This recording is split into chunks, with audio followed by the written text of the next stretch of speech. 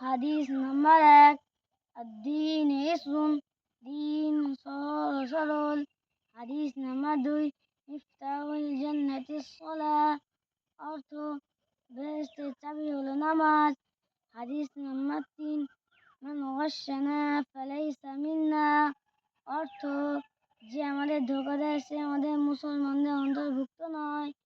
হাদিস নাম্বার ৪, আসসালামু ক্বাবলাল কালাম, অর্থ কথাবার্তার পূর্বে সালাম করবে। হাদিস নাম্বার ৫, আলাইকুম বিসসিদক, অর্থ সর্বদা সত্য কথা বলবে। হাদিস নাম্বার ৬, ইন্নামাল আমালু বিন্নিয়াত, অর্থ নিয়তের উপর প্রত্যেক আমলের সব নির্ভর করে। হাদিস নাম্বার ৭, আত-তুহুর শাতরুল ঈমানি, অর্থ পবিত্রতা ঈমানের অর্ধেক। হাদিস নাম্বার ৮, মান ইনতাহাবা নুহবাতান ফালাইসা মিন্না, অর্থ যে ব্যক্তি জোর জবরদস্তিভাবে কোনো কিছু ছিনিয়ে নেয় সে আমাদের মুসলমানদের অন্তর্ভুক্ত নয়।